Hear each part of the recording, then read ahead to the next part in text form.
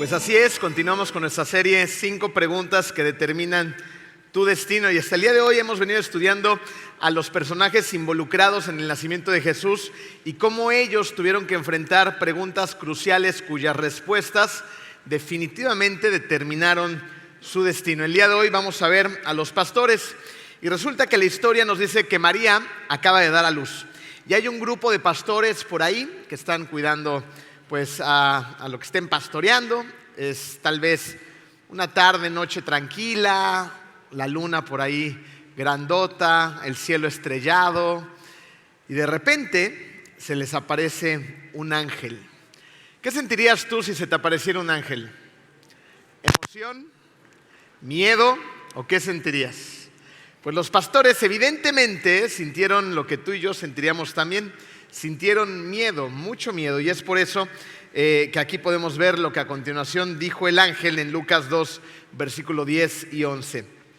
Pero el ángel les dijo: no tengan miedo, miren que hoy les traigo buenas noticias que serán motivo de mucha alegría para el pueblo. Hoy les ha nacido en la ciudad de David un Salvador, que es Cristo el Señor.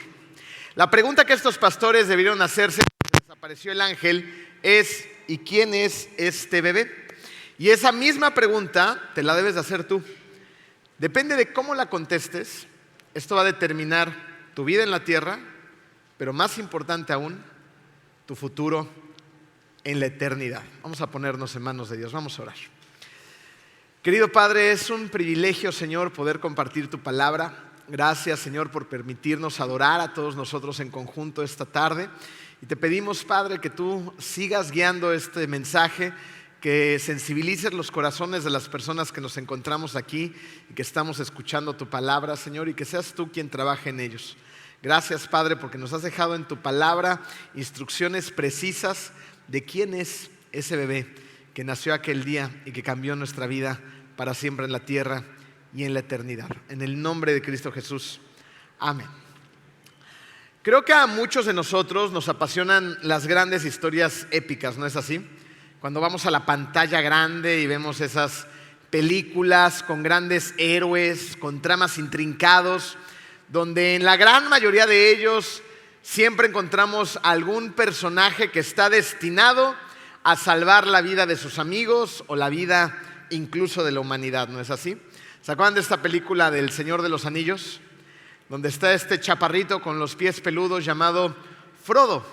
Frodo era el elegido para vencer al mal, para vencer a la oscuridad, y tenía que deshacerse de ese anillo y emprender un viaje y enfrentar a todos los poderes ocultos y oscuros que iban detrás de él y de sus amigos. ¿Se acuerdan de Matrix? Ahí, ¿quién era el héroe? ¿Se acuerdan de este héroe?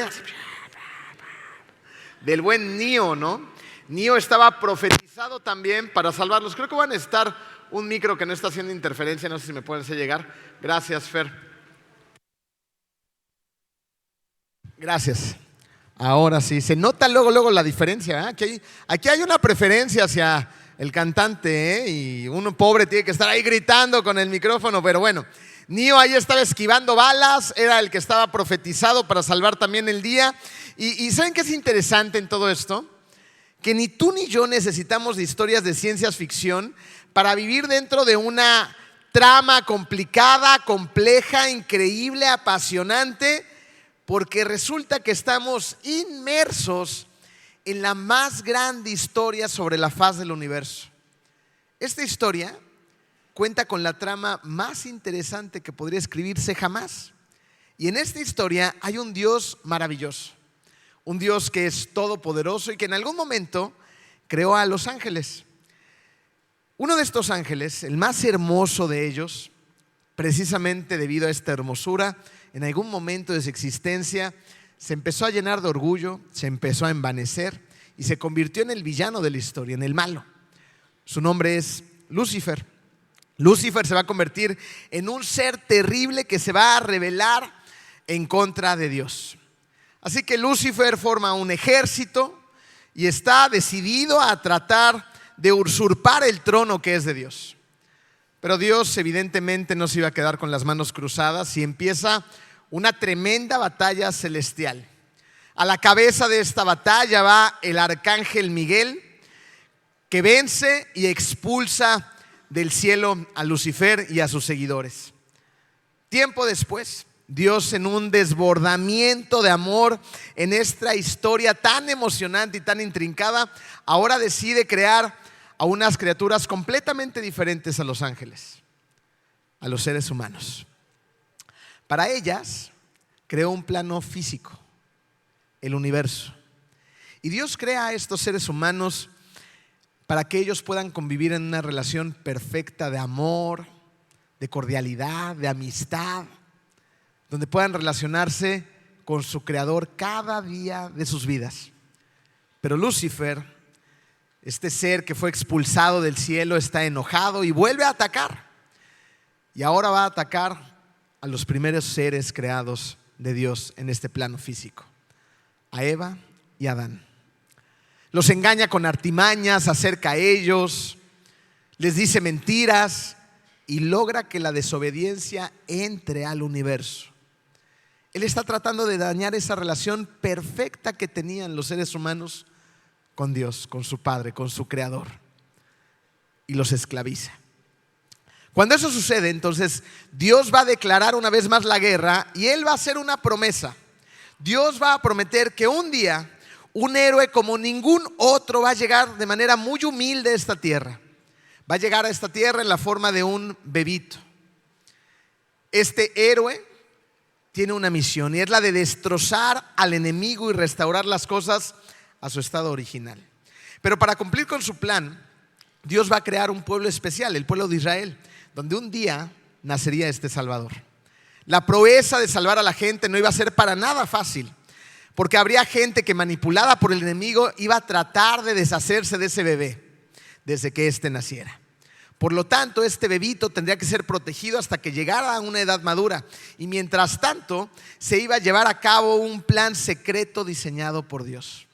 Resulta que nadie sabía con exactitud en qué momento de la historia iba a llegar a este héroe que nos iba a redimir y a salvar por fin. Así que para ayudar a reconocer a la gente de aquella época a este Mesías, Dios envió a mensajeros especiales, a profetas que traían pistas con ellos y dejaron escritas para que cuando llegara ese Salvador, ese Redentor tan esperado, tan anhelado, lo pudieran reconocer. Y es por ello precisamente que la gente de Israel estudiaba con esmero las profecías, las leía constantemente, buscaban esas pistas que estaban ahí ocultas, ¿no? Y a veces a simple vista, y querían saber cuándo iba a llegar, estaban expectantes de esa llegada, tenían la esperanza de poder reconocer la llegada de aquel Salvador.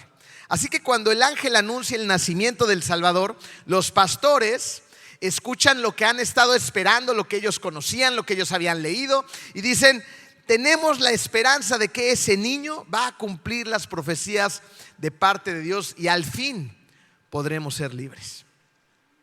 Nosotros, tú y yo, participamos de manera activa en esta historia épica, en esta guerra cósmica, esta batalla que es real, que se ha venido librando desde el principio de los tiempos y donde nosotros estamos participando y tenemos trabajo que hacer.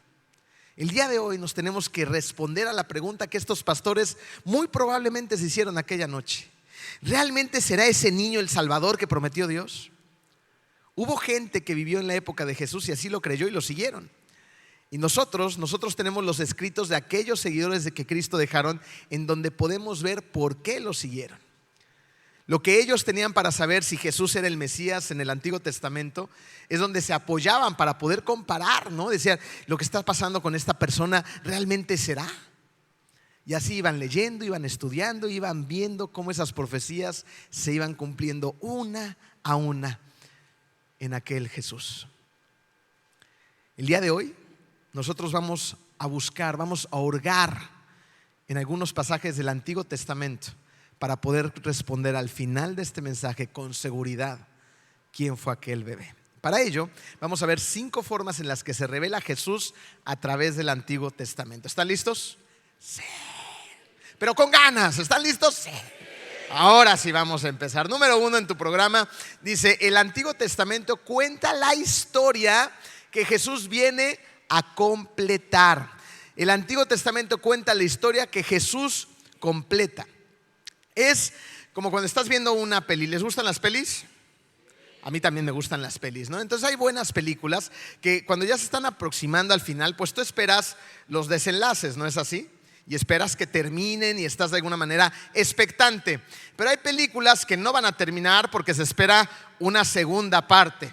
Y entonces te dejan así, mordiéndote las uñas, ¿no? ¿Qué pasó? No, me dejaron a la mitad de la película. Bueno, pues Jesús va a venir a terminar y va a venir a cerrar, a culminar con toda la expectativa en la que nos deja el Antiguo Testamento. Y resulta que Mateo, que es el primer libro del Nuevo Testamento, va a empezar hablando de Jesús, pero no es sino hasta el versículo 18 que va a hablar del nacimiento de Jesús.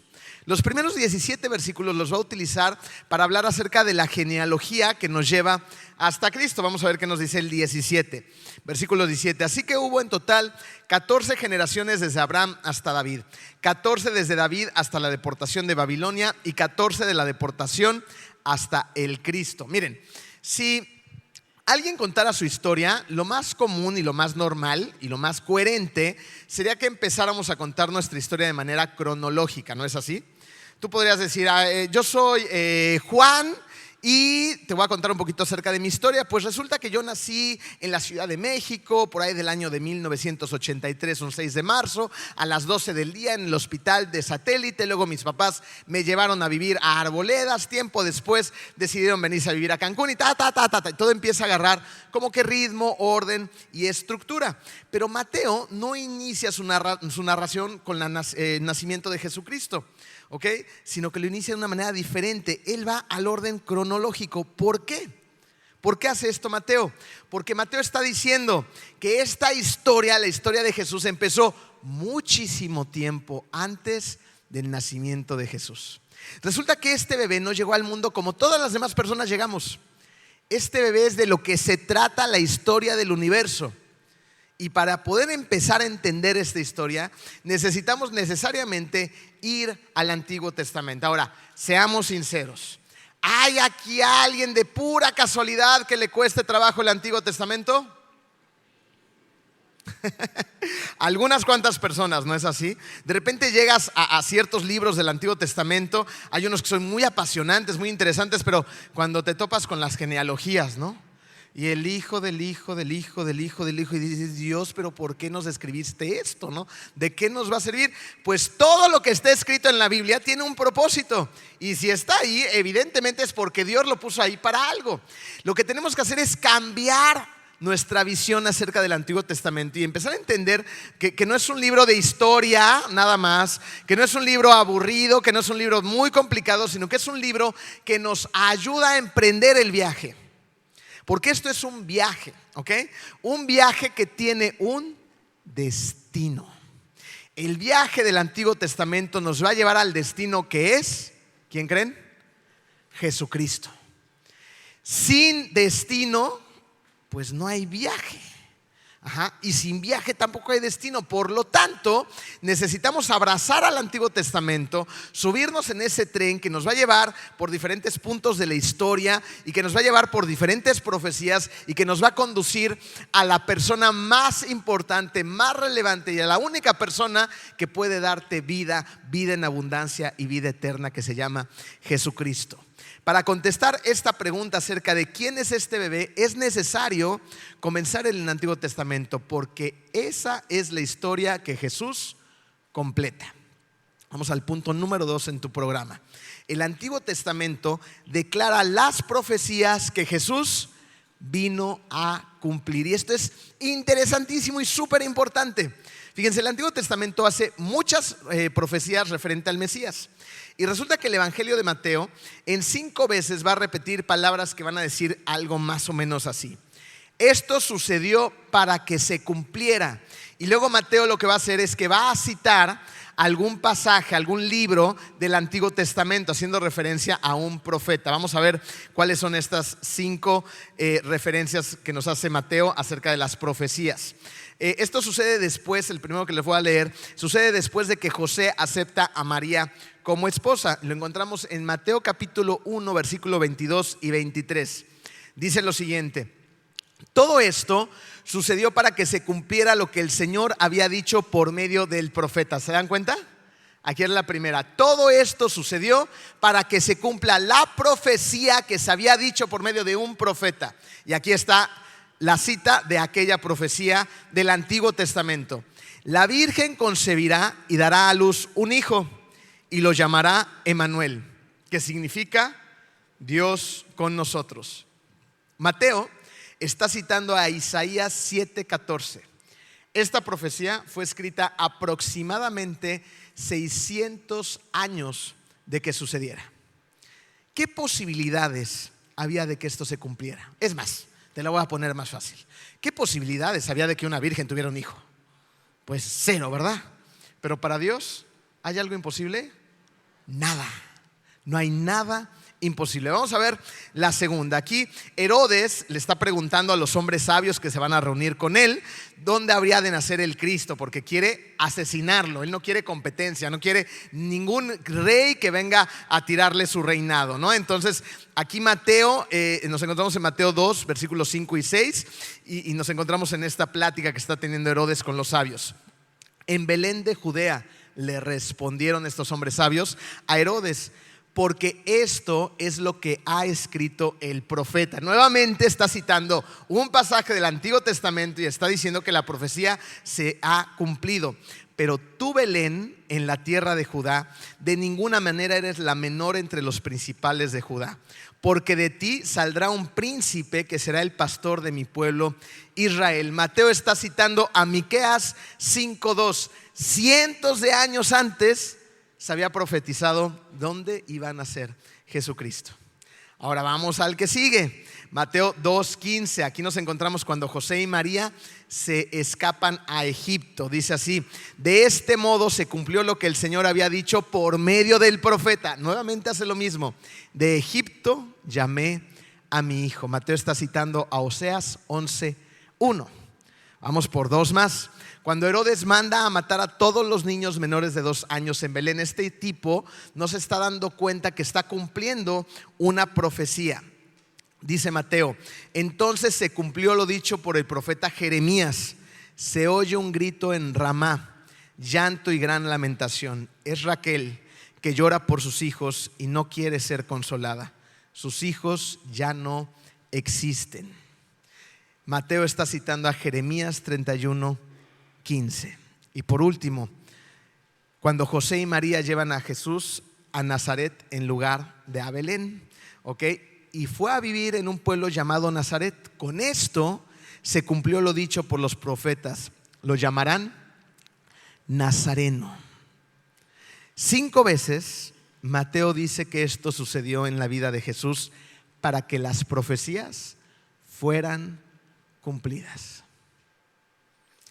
¿Quién está detrás de todo esto? ¿Quién más si no es el Dios creador del universo?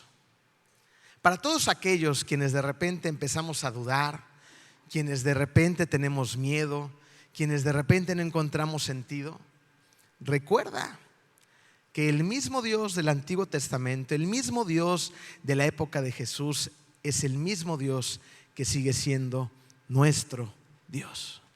Dios está en control y tenemos que confiar en Él. Número 3 en tu programa. El Antiguo Testamento pinta la identidad que Jesús vino a asumir. Vamos al bautizo de Jesucristo. Jesús va al Jordán para ser bautizado por Juan. Y cuando sale del agua, Mateo nos va a mostrar un gran y hermoso momento trinitario. Vamos a poder ver a Jesucristo en carne y hueso cuando lo están bautizando. Podemos también ver al Espíritu Santo que viene descendiendo en la forma, ¿se acuerdan de qué? De una paloma. Y también vamos a escuchar la voz de Dios Padre, y lo escuchamos en las siguientes palabras. Mateo 3:17. Dios está diciendo cuando su Hijo Jesucristo está siendo bautizado y esa paloma está descendiendo lo siguiente: este es mi Hijo amado, estoy muy complacido con Él. Qué momento tan especial, ¿no es así? Yo no sé si tú has tenido el privilegio de poder ver a tus hijos ser testigo cuando están siendo bautizados, o estés orando para que ellos en algún momento tomen esta decisión, pero definitivamente es un momento especial para nosotros. Ahora imagínense que el Hijo de Dios está siendo obediente a su Padre y que un ser humano lo está bautizando. Eso fue exactamente lo que estaba pasando. Y ahí dijo Dios estas palabras: este es mi Hijo amado y estoy muy complacido con él. Fíjense, esas palabras que está diciendo Dios nuevamente son un eco del Antiguo Testamento hacia el presente. Dios está citando a Isaías 42:1, donde Dios está definiendo la identidad del Mesías como su siervo. ¿Qué dice Isaías 42:1? Aquí está mi siervo, mi escogido, en quien me complazco. ¿Suena parecido? Yo lo sostengo, sobre él reposa mi espíritu. Él traerá la justicia a las naciones. Entonces Jesús es identificado como el siervo de Dios, quien de acuerdo a la profecía va a cumplir la voluntad de Dios, trayendo justicia a las naciones. ¿Se dan cuenta cómo estas profecías han ido pintando una imagen de cómo se tiene que ver Jesús? En recursos humanos, a lo mejor algunos de ustedes son más familiares a esta área laboral, pero hay una área que se encarga de hacer perfiles de puesto. Y esto tiene que ver con identificar las necesidades de un área, ¿no? Por ejemplo, hablemos de un hotel. Un hotel de repente tiene la necesidad de contratar a alguien que sea el gerente de alimentos y bebidas. Pues estamos en Cancún, eso lo entendemos un poquito mejor, ¿no? Entonces, la descripción de puesto y el perfil de puesto que tiene que tener la gente que va a contratar el hotel, pues tiene que tener ciertas características y cumplir ciertas calificaciones. Características puede ser el ser una persona muy empática con los demás, el tener servicio al cliente, el ser una persona que tenga dones de liderazgo, y debe de tener ciertas calificaciones, que haya estudiado hasta cierto grado universitario, que tenga tal vez ciertos diplomados o maestrías, que hable inglés, francés, lo que tenga que hablar, etcétera, etcétera, ¿no? Entonces el encargado de recursos humanos ya tiene diseñado un perfil de puesto y va a empezar a hacer diferentes entrevistas a personas que van a aplicar para ese puesto. Y de repente un día va a aparecer uno y va a decir: Este cumple con todas las características y todas las calificaciones que necesita para llenar ese puesto. Bueno, en este caso, Jesucristo cumplía absolutamente con todas las características y todas las calificaciones del Mesías que estaban esperando. Características como que era descendiente de David, nacido en Belén, nacido de una virgen. Calificaciones como que estaba lleno del Espíritu Santo, como que era un hombre lleno de misericordia y otorgaba misericordia a los demás, como era una persona que estaba llena de consuelo y consolaba a los demás, que era una persona repleta de un poder sobrenatural. Él era a quien estaban esperando. Resulta que Jesús cumple con todo requisito.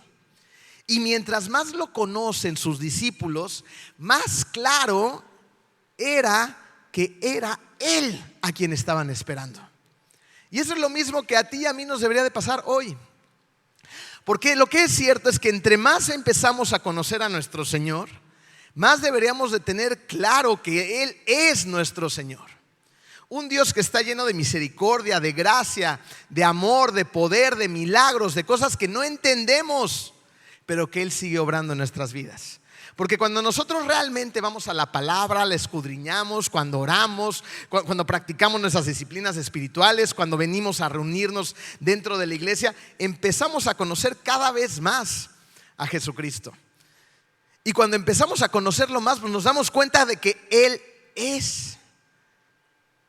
Cada vez se van despejando cualquier tipo de dudas que haya sembrado en nuestra mente o en nuestro corazón.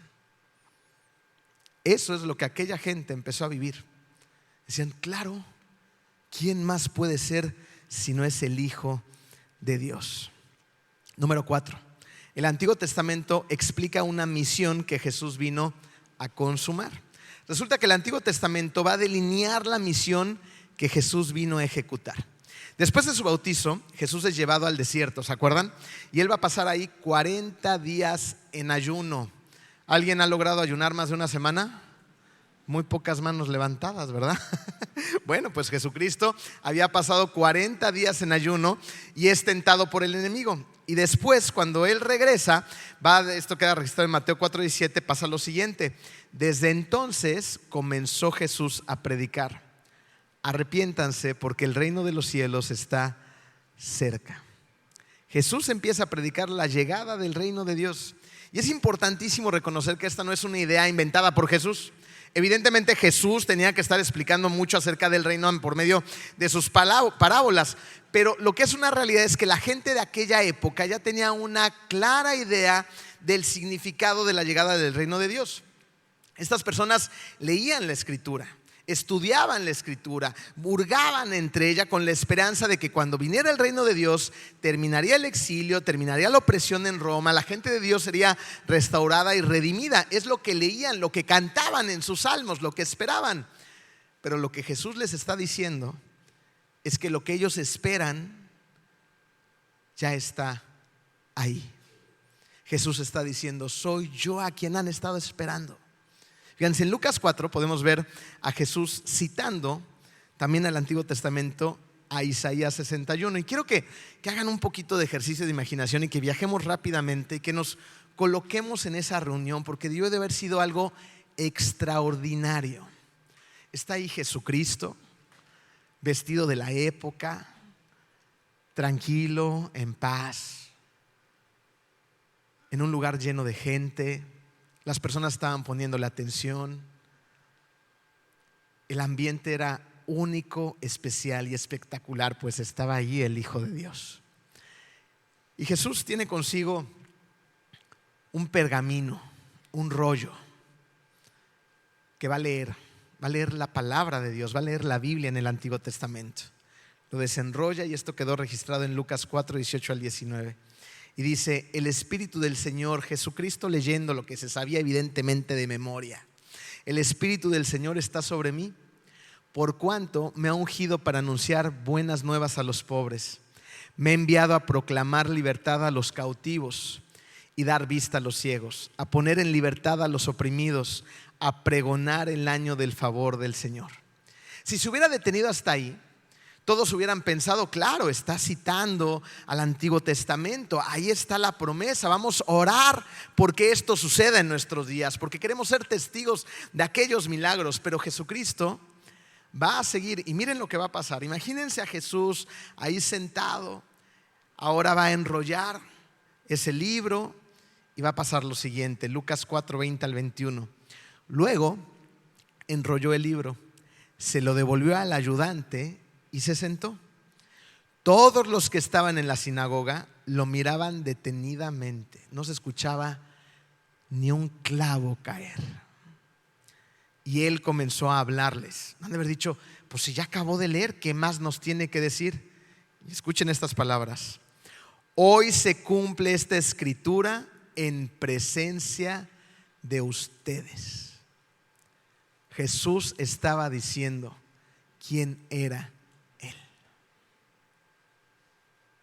Lo tenían frente a frente. Yo me imagino que más de uno ha de haber empezado a hacer memoria: ¿dónde dejé todas mis piedras por si hay que matar a alguien esta mañana? Porque las necesito ahorita. ¿Cómo se atreve esta persona a decir estas cosas y a hacer estas declaraciones? Porque cómo les gustaba acusarlo, ¿verdad? A pesar de cuánto habían investigado, a pesar de todo lo que habían leído, a pesar de cómo habían hurgado en la Biblia, cuando lo tuvieron frente a frente, no lo reconocieron. No supieron identificar a ese bebé. Le dieron la espalda, lo criticaron, lo juzgaron, se apartaron de él y luego lo crucificaron. Eso le hicieron a Jesucristo. No lo pudieron reconocer. Y esto es sumamente importante para todos nosotros hoy. Porque a lo mejor cuando tú escuchaste el título de este mensaje y empezamos a hablar, muchos de ustedes pudieron decir: pues yo sí sé quién es ese bebé. Yo conozco a Dios. Yo puedo decir quién es Él, pero ¿realmente lo sabes? ¿Realmente tu vida habla por medio de sus actos acerca de tu fe? Esas son las cosas que tenemos que traer a colación hoy. en las que tenemos que pensar seriamente, porque no te estás jugando ni más ni menos que el destino de tu eternidad. Jesús está leyendo el plan de Dios en esas escrituras para el Mesías y les está diciendo: hoy se cumple esta escritura enfrente de ustedes. Todo lo que estaba prescrito para que el Mesías realizara, todo se cumplió. Eso es precisamente lo que Jesús dijo con sus últimas palabras: consumado es. Todo se ha llevado a cabo. He cumplido con mi misión. Consumado es. Vamos al último punto en tu programa. El Antiguo Testamento revela que el Dios de las Escrituras está encarnado en Jesús. Mateo inicia su evangelio describiendo a Jesús como el Cristo, ¿no? Y aquí déjame hacer un paréntesis, porque a lo mejor a ti te pasa lo mismo que a mí me pasaba cuando estaba chiquito. De repente iba a la iglesia y el pastor empezaba a hablar de Jesús. A medio mensaje estaba hablando de Cristo, luego hablaba de Cristo Jesús, luego de Jesucristo, y luego yo ya estaba hecho pelotas. No decía Jesús, Cristo, Cristo, Jesús. ¿Y de quién están hablando? Bueno, Jesús es el nombre evidentemente de Jesús, y Cristo es un título que quiere decir Mesías. Pero el Mesías no era conocido como un título divino. De hecho, los judíos no necesariamente esperaban que el Mesías fuera Dios de manera literal. Pero ¿saben qué está haciendo Mateo? Lo que está haciendo Mateo es demostrar que Jesús es Dios. Jesús caminó entre nosotros haciendo y diciendo cosas que solamente podía hacer Dios. Veamos un par de ejemplos. En Mateo 11 resulta que Juan está en la cárcel y Juan le va a mandar a preguntar a Jesús: ¿eres al que esperamos o necesitamos buscar a alguien más? ¿Qué contesta Jesús? Jesús, a su forma, no dice sí, ¿no? Jesús empieza a hacer que la gente piense, ¿no? Y eso me encanta, porque Jesús dice lo siguiente: pues vean lo que está pasando. Los ciegos ven, los cojos caminan, los sordos escuchan, los muertos se levantan. ¿Saben qué está haciendo Jesús? Jesús está recordándoles lo que Dios les dijo en Isaías 35. Isaías 35, 4 y 6 dice: se abrirán entonces los ojos de los ciegos, se destaparán los oídos de los sordos, saltará el cojo como un ciervo y gritará de alegría la lengua del mudo. ¿Qué les está diciendo Jesús? Nuevamente les está afirmando que Dios está ahí. Diciendo: Juan, ¿qué no ves? Juan, ¿qué no oyes? ¿No sabes todo lo que está pasando? Esta profecía se está cumpliendo en mí, está diciendo Jesús. Jesús no necesitaba una campaña de marketing, ¿no?, que lo anunciara: ha llegado el Mesías, ¿no? Y carteles por todos lados y un montón de reels y publicidad. No. Él lo único que hacía era apuntar a las Escrituras, porque ahí está la verdad. Y porque ahí la gente podía encontrar la comparación de lo que se había prometido y lo que estaba sucediendo. Después vamos un poquito más adelante a Mateo 28, donde Jesús claramente se identifica como Dios. Y Él dice: se me ha dado toda autoridad en el cielo y en la tierra. Y esto lo estamos escuchando de labios de Jesús resucitado. Y son palabras que se citan en Deuteronomio 4:39. Dice: reconoce y considera seriamente hoy que el Señor es Dios arriba en el cielo y abajo en la tierra, y que no hay otro. Jesús ha dicho: toda la autoridad del cielo y de la tierra se me ha dado a mí. Fíjense, le está diciendo a sus discípulos: ustedes ahora ya saben quién soy yo, pero el mundo todavía no lo sabe. Así que vayan y hagan discípulos en todas las naciones. El Nuevo Testamento afirma que el Dios que se presentó en el Antiguo Testamento es el Dios que ahora vemos en Jesús. Jesús es la historia, Jesús es la promesa, Jesús es la misión, Jesús es la vida en abundancia, Jesús es la vida eterna, Jesús es Dios mismo. Es por eso que los pastores, cuando se les apareció este ángel, salieron corriendo a ver a Jesús. Querían verlo con sus propios ojos. Querían rendirle su corazón. Querían confirmar lo que tanto habían esperado, porque ellos lo reconocieron. La pregunta aquí es para ti: ¿tú qué vas a hacer? Jesús es el Mesías que vino a morir por ti, el Hijo de Dios. ¿Vas a aceptar la salvación que Él te da? Mira, ese Salvador que es Jesucristo no tiene sentido para ti si no entiendes el inicio de la historia. si no comprendes literalmente que nosotros nos rebelamos contra Dios, que caímos, si no comprendemos que Satanás efectivamente logró su objetivo de que las personas persigan a la creación en lugar de al Creador, necesitamos estar convencidos de que necesitamos de un Salvador. Pero hay gente que va por la vida y no se da cuenta de esto, o bien está confundida. El jueves, en una de las múltiples posadas de Comunidad de Fe, donde se promete que uno suba considerablemente de peso, tuve la diosidencia, porque son cosas que Dios propone. Fuimos a visitar Jenny y yo a una de las múltiples posadas y terminamos en una posada muy, muy bonita cerca de los niños que juegan fútbol, ¿no? Y ahí me encontré en la mesa con un matrimonio. Y este matrimonio, el Señor empezó a platicar conmigo y me empezó a preguntar algunas cosas acerca de cómo habíamos llegado a la iglesia, cómo nos habíamos convertido, cómo habíamos empezado a trabajar. Y yo también le empecé a preguntar a él algunas cosas, ¿no? Y él rápidamente me empezó a contar un poquito de su testimonio, un testimonio muy bonito. Lo voy a tratar de sintetizar de la mejor manera, pero resultó muy impactante para mí porque él me dijo que en algún momento de su vida se dio cuenta junto con su esposa que su hijo, que en aquel entonces era un muchachito, empezaba a consumir marihuana. Y me contó que pues se dieron cuenta, que lo confrontaron y como muchos jóvenes dicen, pues le echan la culpa al amigo. No, es de mi amigo. Pero que ellos sabían que pues no era del amigo, que se fueron dando cuenta que este jovencito pues seguía consumiendo y lo que al principio pues no parecía ser un problema, con el paso del tiempo se convirtió en un grave problema. Su hijo tenía desarrollada ya una adicción a la marihuana y con el paso de los años pues la marihuana dejó de ser un problema mayor para que empezara un problema mucho mayor y empezó este muchacho a consumir drogas mucho más fuertes hasta que tiene un problema muy duro de adicción. Él en algún momento fue a casa de sus familiares y expresó su sentir ahí en medio de todos ellos y dijo algo como lo siguiente, quejándose triste, les dice: pero no entendemos por qué nos está pasando esto, pues si todos somos hijos de Dios, ¿no? Y él me dijo algo muy interesante. Me dice: en esa ocasión había en esa reunión uno de mis sobrinos. Mi sobrino se puso de pie y con mucho amor y con mucho respeto, porque se lo expresó, me dijo: tío, te tengo que decir esto con mucho cuidado y con mucho cariño, pero no todos somos hijos de Dios. Entonces me dijo él, yo como tío, ¿no? Dije: ¿cómo que no todos somos hijos de Dios?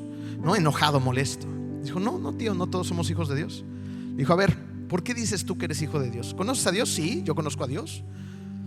¿Y conoces a Jesucristo? Pues he escuchado de Él. Pero ¿tienes una relación con Jesús? ¿Cómo? ¿Conoces a Jesús? ¿Has leído a Jesús? ¿Has leído la palabra de Dios?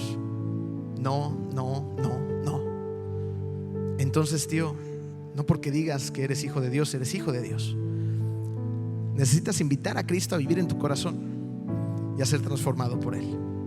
Y le empezó a dar el plan de salvación y le empezó a platicar acerca de varios versículos y lo llevó hasta que él decidió confesar con su boca a Jesús como su Salvador, a Jesús como el Hijo de Dios, entregarle su vida. Y ahí empezó el viaje, este viaje del que estamos hablando. Decidió subirse a ese tren, pero no se subió solo. Decidió subir a su familia. Al día siguiente, su sobrino lo invitó a la iglesia a la que él asistía y fue él junto con su esposa. Empezaron a conocer más de Jesucristo, empezaron a entender muchísimo más acerca de la palabra de Dios. Y entonces él dijo: claro, aquí está la solución. Empezó a platicarle a su hijo acerca de Dios, acerca de Jesucristo, acerca de lo que él podía hacer en su vida.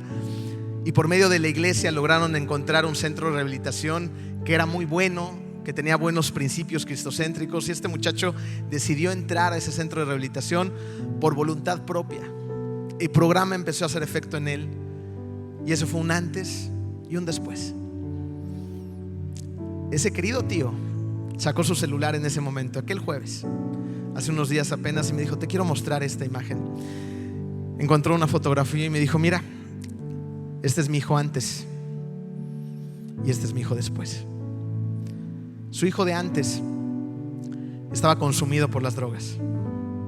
Al lado de su hijo en esa fotografía estaba su mamá con una cara destrozada, triste, consumida por el dolor de su hijo. Su hijo totalmente delgado, chupado por la adicción, en muy malas condiciones. Desliza el dedo y me muestra la siguiente fotografía. Me dice: este es mi hijo ahora.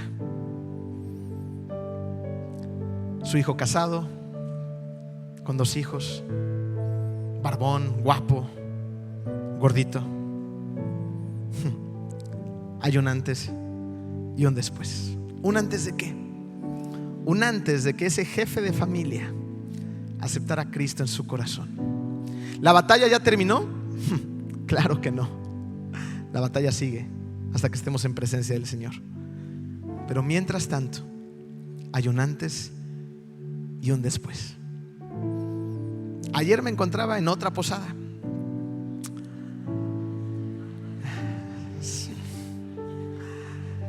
Y la líder del ministerio dice de repente, de manera muy improvisada: hay un testimonio que queremos compartirles. Y llama a uno de los miembros de su equipo y le dice: compártele lo que acaba de suceder. Resulta que esta familia que también conocemos y queremos mucho, que es parte de la iglesia desde hace muchos años, ahora tienen una adolescente que conocimos desde que era niña. Y esta adolescente ahora está aplicando para entrar a una universidad en Estados Unidos. Y la universidad le pidió un ensayo que hablara de su familia.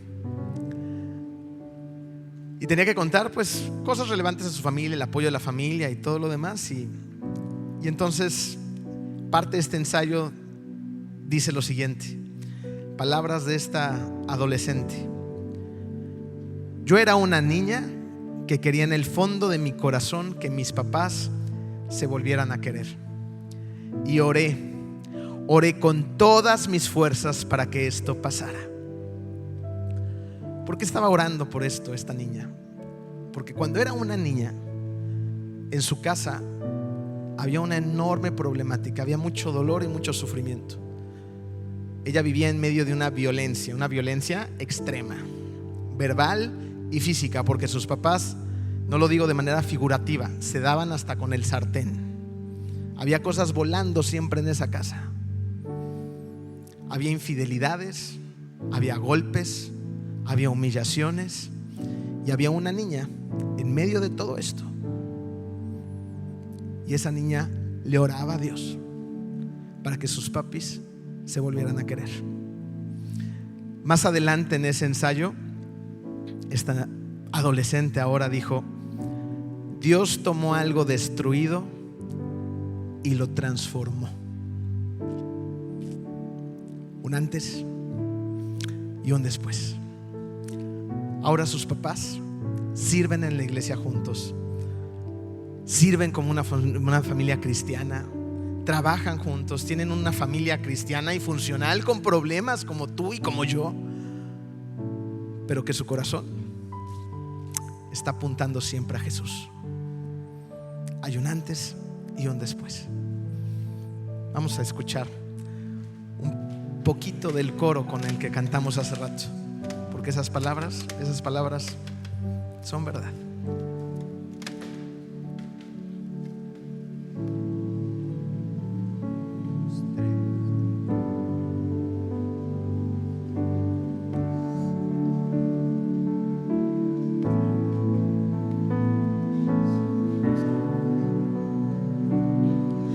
Si buscas la libertad, se encuentra en Jesús. Si buscas amor real, se encuentra en Jesús. Y no hay nadie más que pueda salvar. Si buscas la libertad, se encuentra en Jesús. Si buscas amor real, se encuentra en Jesús. Y no hay nadie más que pueda salvar. No hay nadie más. Si buscas la libertad, se encuentra en Jesús. Si buscas amor real, se encuentra en Jesús. Y no hay nadie más que pueda salvar.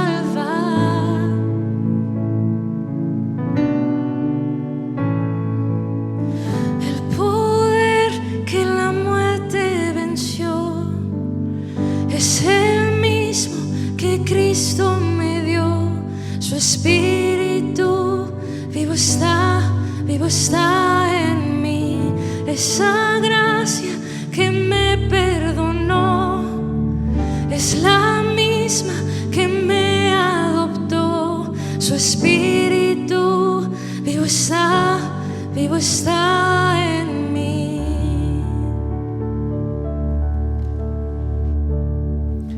Esa gracia es la gracia que nos perdonó y es la misma que te adoptó. Lo que estamos buscando está en Jesús. No hay otro camino al Padre. Hay un antes y un después. ¿Quién es ese bebé? Ese bebé es Jesucristo, el Hijo de Dios, que vino a esta tierra con una misión: la de entregar su vida por amor de todos aquellos quienes le aman. No te esperes un año más. Ríndele tu vida hoy. Hazlo de verdad. Vamos a orar. Querido Padre, gracias, Señor, por tu palabra. Gracias, Padre, porque en ti encontramos todo lo que necesitamos. Gracias, Señor, por el sacrificio de Jesucristo en la cruz. Gracias, Padre, porque solamente a través de Él y por medio de Él podemos tener acceso a ti y podemos gozar de una vida eterna a tu lado. Gracias, Padre, por el Antiguo Testamento, porque está lleno de tesoros, de pepitas de oro, de profecías que no hacen más que confirmar que Jesucristo es tu Hijo, es nuestro Redentor, es nuestro Salvador. Ayúdanos, Padre, a poner toda nuestra confianza en Él por el resto de nuestros días. En el nombre hermoso de Jesucristo. Amén.